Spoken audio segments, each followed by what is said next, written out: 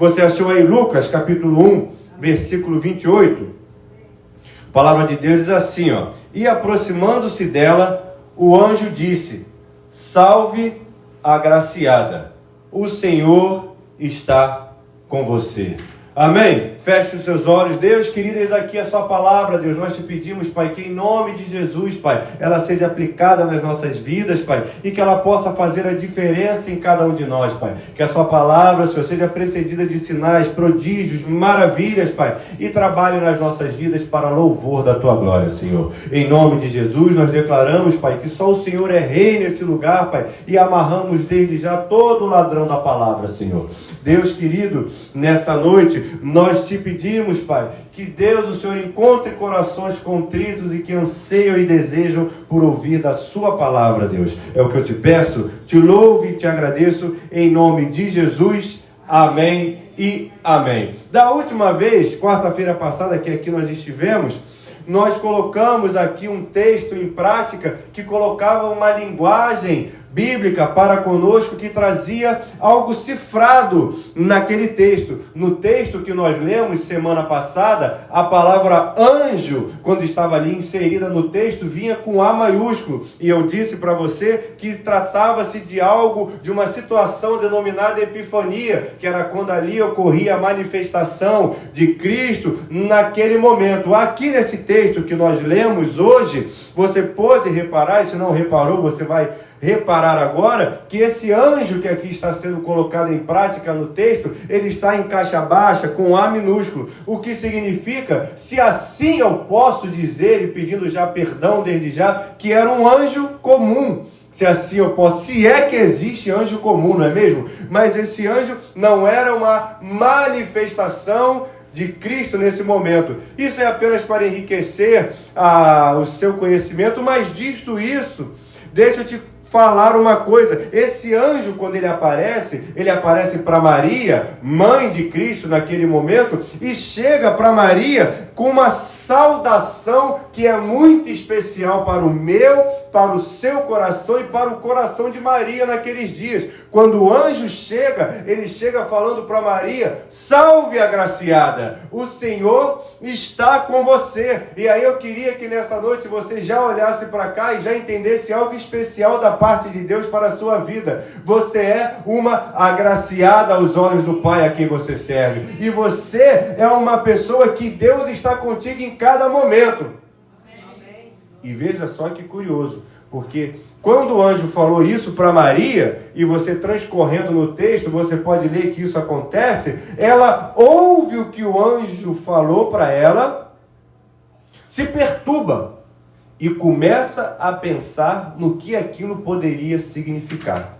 Hoje em dia, olhando para Maria, a gente fala: meu Deus, como pode Maria ter reagido de tal maneira? Mas passado um tempo depois disso ter ocorrido, mais ou menos 2000 anos, hoje em dia, quando alguém fala salve agraciada, Deus é contigo, tem gente que ainda faz igual Maria, fica meio que me olhando com uma cara estranha, perguntando: Deus é comigo? O que isso quer dizer? Mas aí nessa noite, já que essa pessoa não se convenceu, eu quero que você me ajude a pregar, porque eu estou com a voz meio churriada, meio rouca. Olha para esse irmão que está aí do seu lado e fala para ele assim: ó, se for homem você vai com calma, fala agraciado, mas fala assim: olha, Deus é contigo, para ver se ele se anima, para ver. Ô diácono, aproveita e já fala aí, dá um sacode aí no diácono e fala: olha, Deus é contigo, e vê se ele dá um aleluia aí no seu lugar. Fala: ó, dá um glória aí, crente, porque Deus é contigo, crente. E Maria, então, ela olha para aquela situação e fica: Deus é comigo?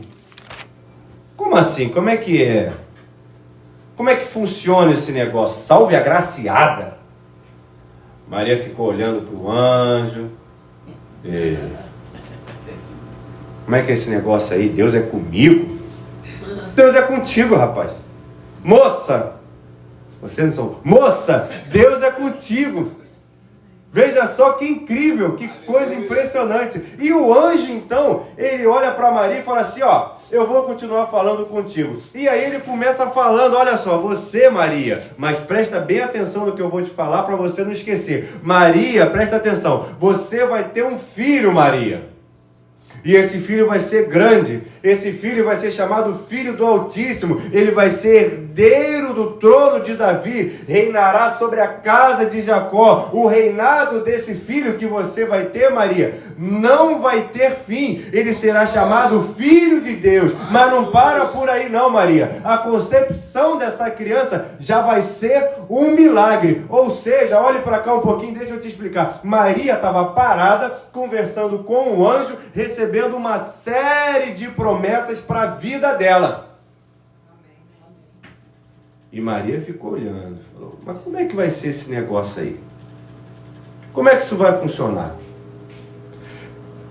Como é que vai ser essa situação aí, esse negócio? Não sei não, hein? Deixa eu te falar uma coisa, existem certas palavras de Deus que são entregues para mim e para a sua vida, porque quando Deus entrega para Maria essa profecia, essa palavra, ele começa a falar de criança, começa a falar, porque ali, queridos, o anjo estava falando para Maria acerca de Jesus Cristo, que é o meu e o seu Salvador. Posso ouvir um amém por conta disso? Mas para Maria, ele estava falando: olha, eu vou te dar um filho que vai ser isso tudo. Para Maria era o filho dela. Eu vou ter um filho que vai ser isso tudo? Caramba! Que coisa incrível! Meu filho vai ser grandão, rapaz. Meu filho tem um futuro aí todo. Existia uma promessa sobre a vida de Maria naquele momento. Existem certas coisas que Deus apresenta, que Deus coloca na sua vida, uma série de promessas que Ele vai falando para você, que Ele vai dizendo que Ele vai fazer. Ele vai falando que você vai comer o melhor dessa terra, que você vai ter uma vida próspera, e aí Ele vai começando a entregar aquilo que Ele vai fazer na sua vida, e não existe nenhum glória acontecendo. As pessoas ficam olhando tipo igual Maria: será que Deus vai fazer isso mesmo para mim? Será que Deus vai colocar em prática isso mesmo? Mas Deus está falando: olha, eu vou te dar um sonho. Como é que vai ser esse sonho? Esse sonho vai ser grande, esse sonho vai ser altíssimo, esse sonho vai reinar durante muito tempo, esse sonho já vai começar sendo um milagre, esse sonho vai herdar o trono de Davi, esse sonho vai ser grande, esse sonho vai ser sobrenatural na sua vida. E aí você...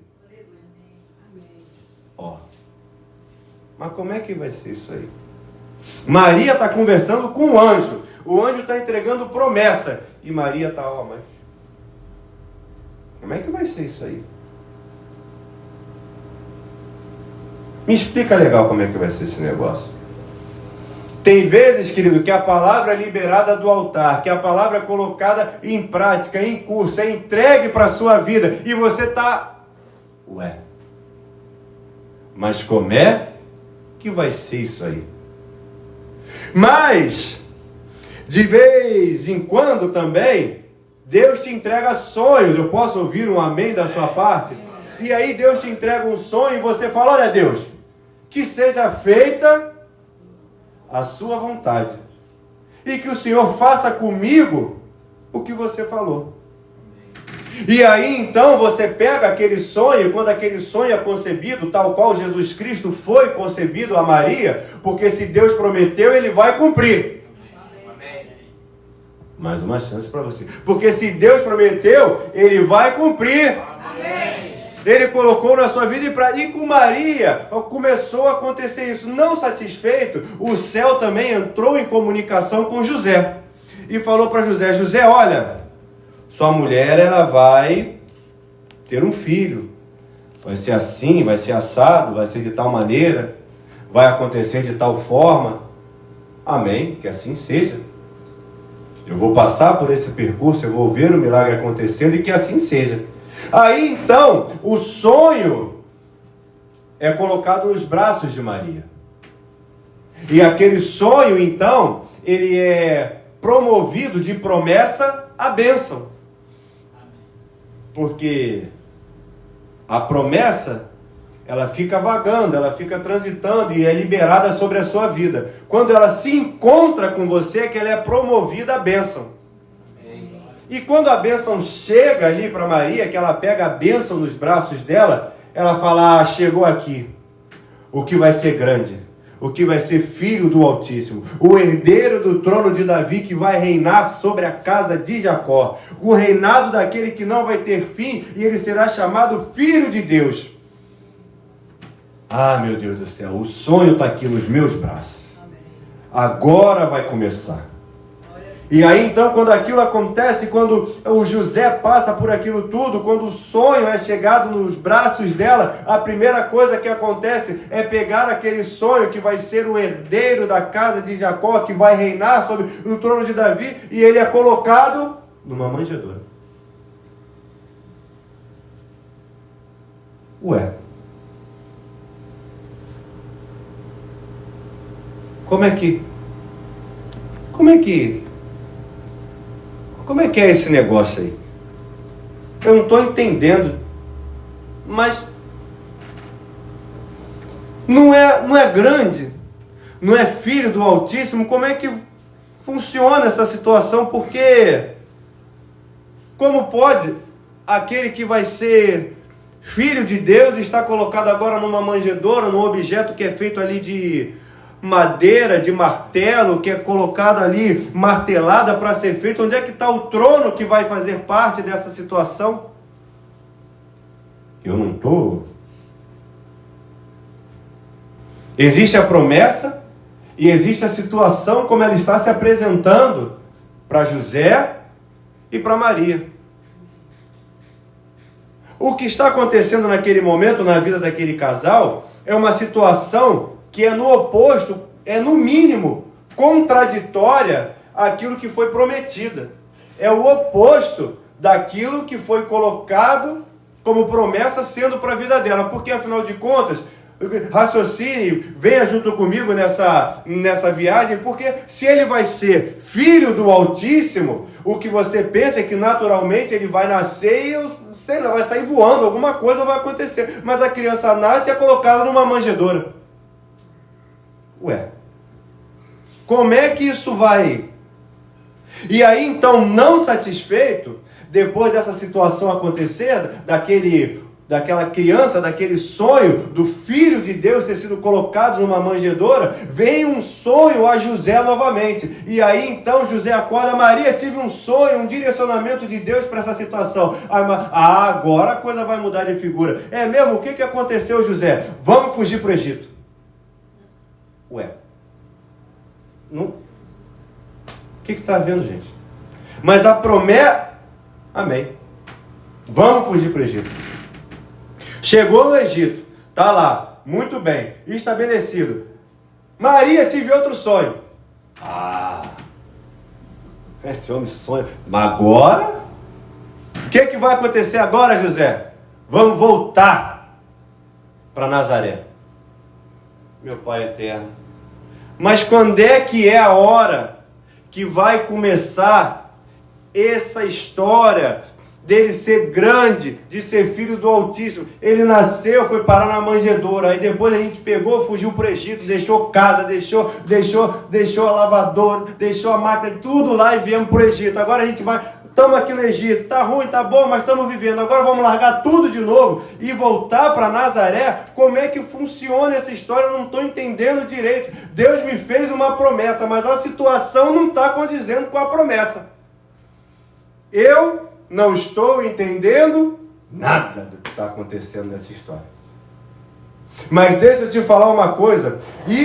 Essa situação de fugir para Belém, estava atrelado a uma profecia que dizia: e você, Belém, terra de Judá, de modo nenhum é a menor entre os principais de Judá, porque de você sairá o guia que apacentará o meu povo de Israel. Fugir para o Egito era algo que estava debaixo de uma profecia dita por um profeta certa vez, que disse: do Egito eu chamarei o meu filho. Voltar de lá para Nazaré estava atrelado a uma palavra de Deus que havia sido colocado sobre aquele menino, que dizia: ele será chamado Nazareno. O que a palavra de Deus está falando para mim e para você é que a situação pela qual você está passando hoje está atrelada à promessa que Deus liberou sobre a sua vida. Tudo aquilo que acontecia com Jesus estava atrelado à promessa que estava liberada sobre a vida daquele garoto. Eu não sei qual é a situação que você tem passado. Pode ser que a situação que você esteja vivendo, você olhe e fala: não, isso está muito distante da promessa que Deus me fez. Mas deixa eu te falar uma coisa, eu já te convido a começar a levantar suas mãos para o céu e a glorificar o Cordeiro. Essa situação por a qual você está passando, ela não está te afastando do propósito nem da promessa. Pelo contrário, ela está debaixo da profecia e do direcionamento de Deus. Porque antes de começar a ser grande, você tem que passar por aquilo que você tem que passar. Quando foi colocado aquele garoto na manjedoura, de repente quem passava de longe olhava e falava: olha ali, nasceu mais um menino necessitado, nasceu mais aquele que não vai ter onde morar e por isso nasce numa manjedoura. Mas o céu olhava para aquela situação e eu falava assim: eis ali o Cordeiro que vai tirar o pecado do mundo, eis ali o Pai da eternidade, o Príncipe da paz, eis ali o Rei dos reis, o Senhor dos senhores. De repente quem passava olhava e falava: lá está o mendiguinho. Mas o céu olhava e falava assim: eis ali o Cordeiro que vai tirar o pecado do mundo. O que a palavra de Deus está falando para mim e para você é que a situação que você vive pode te falar uma coisa, mas o céu está vendo o milagre começando. Então ergue essa mão aí para o céu, querido, porque o seu milagre está começando. As pessoas olham e dizem: é um menino na manjedoura. Mas quem olha do céu, o reino de Deus olha e diz: eis ali o Cordeiro Santo, aquele que vai verter e vai salvar toda a humanidade do pecado. Então exalte ao Cordeiro, porque aquilo que Deus prometeu, Ele vai cumprir na sua vida. E a situação não te limita. Quem olhava via assim: meu Deus do céu, nasceu mais um pequenino que não tem onde morar. Depois viu uma família batendo em retirada. Depois viu uma família voltando. Mas o céu olhava e falava: olha meu plano acontecendo ali, ó. Olha a situação começando a se encaixar. O reino de Deus olhava e falava assim: ó, falta pouco para começar a acontecer. O reino dos céus olhava e falava: olha, o Cordeiro está andando e está crescendo. Está chegando a hora dele se manifestar. E enquanto as pessoas olhavam e pensavam: meu Deus do céu, enquanto o pai e a mãe, eu não estou entendendo o que está acontecendo. Existia um reino de Deus que olhava o plano dele acontecendo e tomando forma. De repente você olha para a situação e não entende, mas a promessa está aqui, mas eu não estou vendo as maravilhas. Calma que esse quebra-cabeça está se montando e no reino dos céus tudo já faz sentido, porque tudo está transcorrendo dentro daquilo que Deus planejou. A situação que você está colocado hoje, de repente foi depositado dentro de uma manjedoura ou está numa terra estranha. Imagine só: José, você vai para o Egito. Eu já conheço o Egito. Eu ouvi história daquele lugar lá e eu vou contar uma coisa para você, Jeová. Não é o melhor dos lugares, não. Eu ouvi história, meu pai me contava, me falou que meu povo, olha, eu não estou entendendo. Imagine bem você, a promessa está aqui, dentro de uma manjedoura. A promessa está aqui, eu estou indo para o Egito. Mas entenda bem uma coisa: o espaço geográfico não limita a promessa que está liberada sobre a sua vida. A situação que você vive não está atrelado à promessa que está colocada na sua vida. Como assim? Eu não estou entendendo. De repente existe uma palavra sobre a sua vida igual existia sobre a vida de Jesus. Por exemplo: você vai reinar sobre a casa de Jacó. Mas como se eu não tenho nem casa, estou morando no Egito, de favor? A promessa não está naturalmente atrelada à situação, mas nos reinos do céu está acontecendo. Amém. Mas na manjedoura, mas não tem aquela história, o livro que o anjo me falou, como é que era meu, era trono de Davi, o negócio. Mas na manjedoura, aqui a gente vê uma manjedoura, no céu o milagre está em curso. Amém. E acontecendo. Amém. E veja só que curioso: Jesus Cristo, quando ele nasce, ele é colocado numa manjedoura e logo depois ele tem que fugir para o Egito.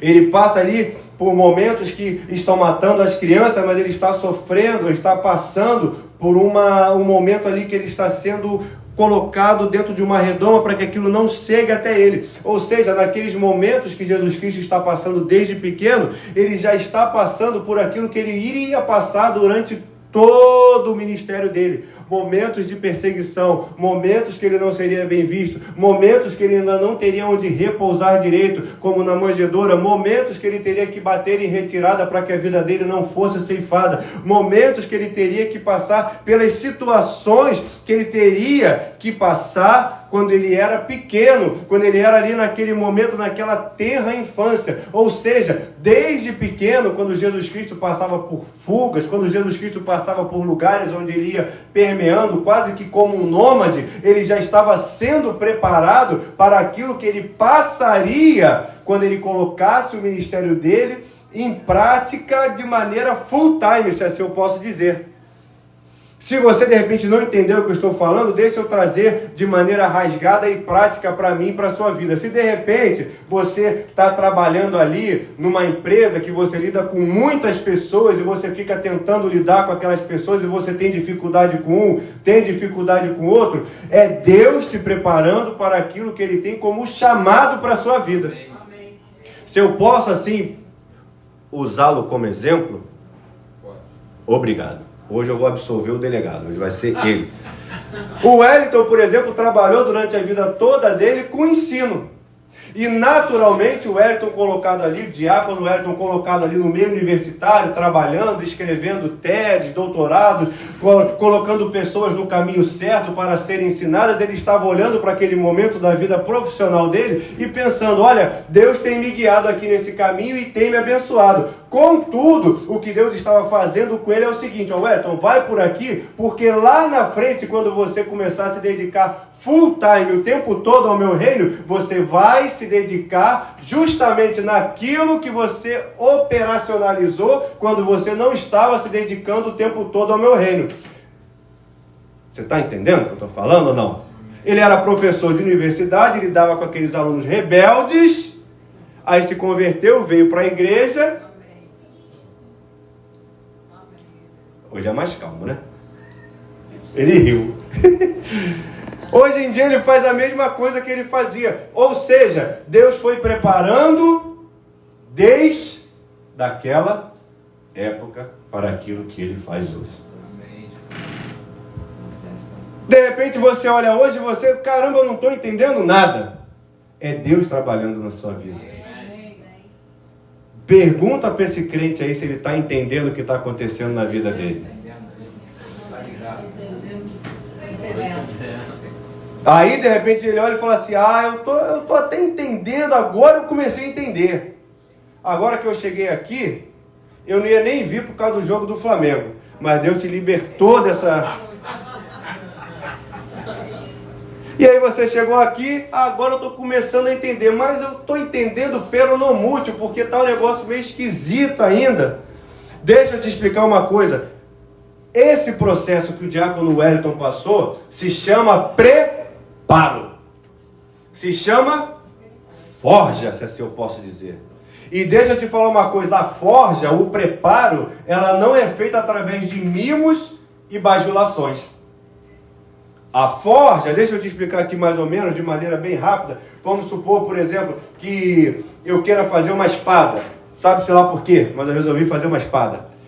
O que eu tenho que fazer? Eu tenho que pegar um ferro, esquentar aquele ferro, tirar ele do fogo, dar-lhe martelada, aí eu boto ele na água, olho, tá tudo torto. Vou ter que fazer todo o processo de novo. Pelo visto, a espada vocês não gostaram. Vamos fingir que foi uma aliança de ouro que a gente ia fazer. Aí eu falei, vou pegar uma... É pepita, né? Vou pegar esse treco, vou esquentar, vou dar-lhe martelada, vou esticar, vou passar no fogo, vou soldar, vou não sei o quê. Não tá bom ainda. Precisa passar por todo o processo de novo. Imagine-se sendo uma pepita de ouro nessa noite. Imagine-se... Olha para essa pepita aí que está do seu lado. Olha que beleza, como brilha. Agora imagine-se passando pelo processo da forja até chegar a ser uma aliança. É martelada, é fogo, é passar pela água, pelo ácido, olhar e falar assim, não tá bom. Tudo de novo. É fogo, é martelar, é fácil ou é desagradável? Não, fala com fé, é desagradável. Pode falar que é desagradável, porque é desagradável. Porque você tem vivido como se estivesse tomando martelada de um lado para o outro, aí para cima e para baixo. Mas isso que Deus está fazendo na sua vida é para te preparar para que você possa ser aquilo que Ele quer que você se torne. E Deus está trabalhando na sua vida durante esse processo para que você possa chegar naquilo que Ele tem aguardado para você. Porque o processo de forja, ele não é um processo agradável. Diz que aquele negócio que fica dentro da ostra, como é que é o nome? Pérola. Ela passa por pressão, ela passa por um monte de problema. Eu coitadinho, eu não conheço muito a pérola, mas aquela história da lagarta com a borboleta, você conhece também. É um processo desagradável, mas no fim do processo, aquilo se torna numa coisa que é automaticamente lisonjeadora para os nossos olhos. Porque uma lagarta, quando entra na nossa casa, ela recebe logo uma bicuda e vai para o lado de fora. Agora uma borboleta, quando entra, você fala, olha a borboleta que bonita. Não mata não, deixa ela aí, vamos botar ela para fora. O processo é muito desagradável, mas o fim dele é recompensador para a vida. E aí Maria, então, ela passa por todas aquelas situações e ela não está entendendo direito o que está acontecendo na vida dela. E aí o menino cresce, o menino se reestabelece, o menino começa a colocar o seu ministério em prática. E aí entenda bem que Maria, quando olha para Jesus Cristo, eu e você olhamos como o Senhor e Salvador da nossa vida. Mas Maria, quando olha, é só o filhinho dela. E Maria vê o filho passando, crescendo por aquele monte de situações que ele vai passando, até que chega um determinado momento que o Cristo, que Jesus, o filho dela, ele tem um encontro novamente com outro objeto, que é feito de madeira, pregos e concebidos a martelada. Maria olha naquele momento ali e começa a se lembrar de Jesus Cristo, quando era pequeno e foi colocado dentro de uma manjedoura, um objeto ali tão tenro, um objeto tão pequeno, concebido através de madeira, pregos e marteladas. Maria, quando viu o início daquela história, ela jamais poderia imaginar que no final ela estaria de joelhos debaixo de um outro objeto que seria concebido de madeira, pregos e marteladas. Maria olhava para aquela situação, para aquele momento, eu e você, nós olhamos como nosso Senhor e Salvador, Redentor do nosso pecado. Mas Maria, quando olhava para cima, ela via o filho dela sofrendo numa cruz de madeira, pregos e marteladas. E Maria olhava para aquela situação, e aqui naturalmente que eu, como um grande viajandão que sou, fico imaginando Maria ali aos pés da cruz, pensando, meu Deus do céu, ela está meu filho de novo se encontrando, assim como foi na manjedoura, com um objeto de madeira, pregos e marteladas. Maria olhava para aquela situação e pensava, meu Deus do céu, meu filho tão pequenino foi colocado naquela manjedoura e agora na tenra idade ele está sendo colocado numa cruz, está sofrendo, padecendo. E Maria, ela olhava para aquela situação que ali estava diante dos olhos dela, vendo um sofrimento do filho, e a pergunta que eu deduzo que Maria de repente fazia dentro do coração dela era, será que valeu a pena? Mas é aquela promessa que estava sobre a minha vida, de que eu teria um filho chamado Filho de Deus. E aquela promessa que estava sobre a minha vida, que o meu filho seria grande, e agora ele está num objeto de madeira, prego, marteladas e sangue. Será que valeu a pena? Queridos, deixa eu te falar uma coisa pela segunda vez nessa noite. Enquanto Maria olhava para aquela situação e de repente ela olhava se perguntando, será que está valendo a pena? Será que valeu a pena? Maria, quando olhava para aquela situação, ela olhava e pensava, meu Deus do céu, fugi para o Egito, botei numa manjedoura, escondi aqui, escondi acolá, e agora esse menino, porque filho para a gente é sempre menino. Hoje, de repente, alguém passou por uma experiência de se despedir da sua menina. Lá se vai minha menina de novo. Será que tem valido a pena? Maria olhava para aquela situação, meu Deus, será que valeu a pena isso tudo? Agora, chegado no fim, eu olho para essa situação, meu Deus, e as promessas que tinham sobre a minha vida. Maria olhava para aquela situação e se questionava, será que valeu a pena? Agora, no fim, meu filho passar por isso? Mas enquanto Maria, de repente, ali aos pés da cruz, se questionava acerca daquela situação, o céu olhava para aquele momento e falava, não está terminando não. Agora é que vai começar.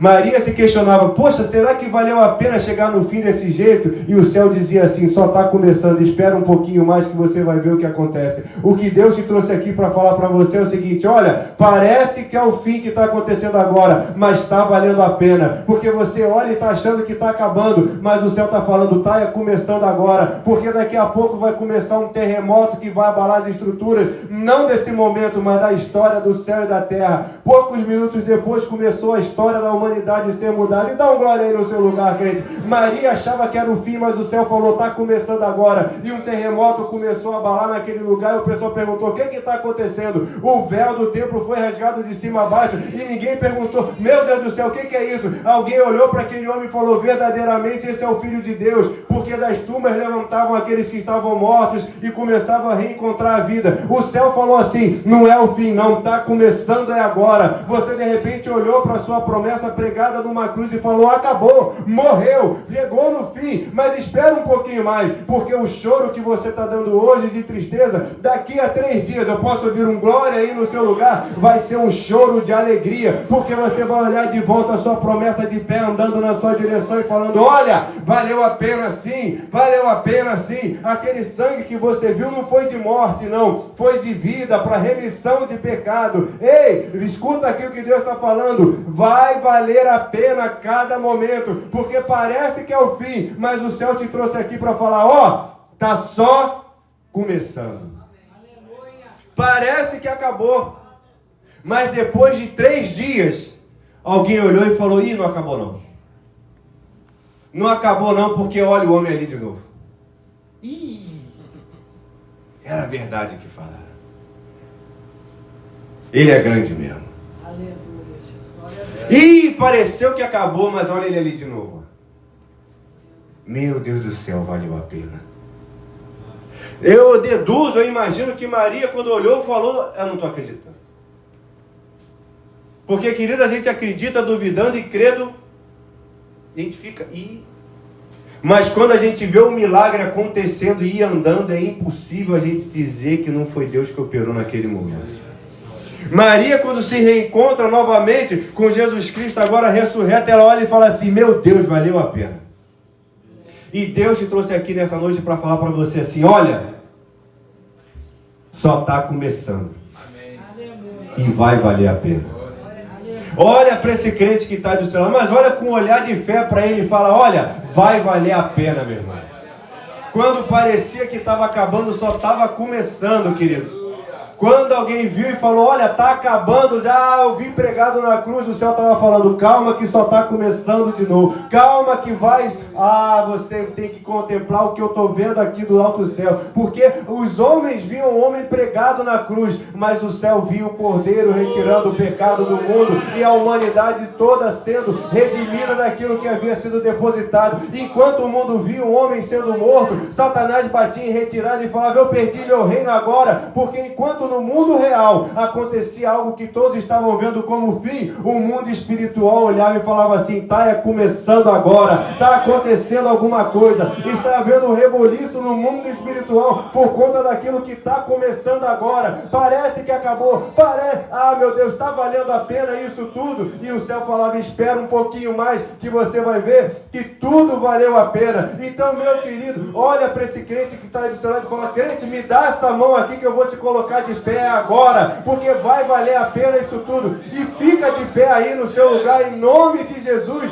e dá um abraço nele e fala, vai valer a pena, e começa a orar aí pela vida dele, começa a orar por esse crente aí que você abraçou e fala, meu irmão, minha irmã, tá valendo a pena sim, parece que está acabando, mas só está começando. Pai querido, Deus amado, eis aqui o teu povo diante da tua presença, Pai, eis aqui o teu povo olhando para o Senhor, Pai, eis aqui o teu povo olhando para a raiz de Davi, para aquele que tem o trono estabelecido, eis aqui o teu povo que tem promessas e que de repente olhou para a situação e pensou, meu Deus, olha o que está acontecendo, eu não estou entendendo nada, mas no céu existia uma promessa em curso. Então Deus querido, Pai amado, fortalece esse irmão aqui com quem eu estou abraçado, Pai, porque Deus, é natural olhar para a situação e se perguntar, será que vai valer a pena? Mas Deus querido, vai valer a pena sim isso tudo, Pai, porque as promessas estão de pé, as promessas estão acontecendo no mundo espiritual, e parece que para nós, nos nossos olhares naturais, chegou ao fim, mas Deus do céu todo poderoso e amado, o Senhor diz do alto céu nessa noite, só está começando agora que o reboliço começa, agora que a terra começa a tremer, agora que tudo começa a ser movimentado, porque o Cordeiro Santo, aquele a quem nós adoramos, começou o seu plano agora. Ah, Deus querido, Pai amado, nós te glorificamos e te exaltamos nessa noite, Pai, pelas promessas, Deus, que estão transcorrendo no mundo espiritual sobre as nossas vidas. Algo acontece, Pai, nesse momento, Deus, que algo começa a se movimentar. Nós que olhamos de baixo para cima da cruz, perguntamos, Deus querido, está valendo a pena isso tudo? E Deus do céu olha de cima para baixo e fala assim, está valendo a pena cada passo, está valendo a pena cada sacrifício, está valendo a pena cada glória, está valendo a pena cada levantar de mãos, está valendo a pena cada situação dessa, porque o mundo espiritual contemplou aquele sacrifício e começou a se movimentar.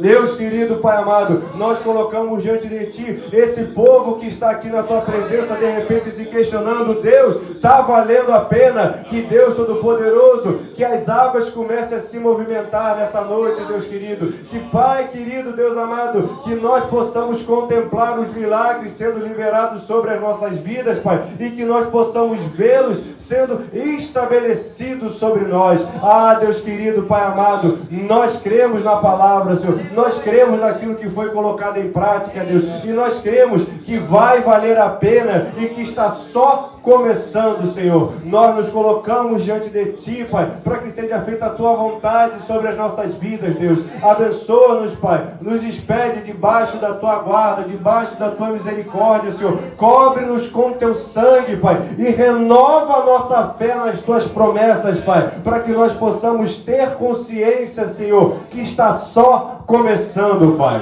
Despede Teu povo debaixo da Tua guarda, debaixo da Tua segurança, Pai. Cobre-nos com Teu sangue e livra-nos de todo o mal, Senhor. Que o amor de Deus, que a graça do Pai e as doces consolações do Espírito Santo esteja sobre a sua vida hoje, para sempre. E o povo mais feliz da terra diga... Amém. Dê um abraço no seu irmão e diga para ele, está só começando, meu irmão.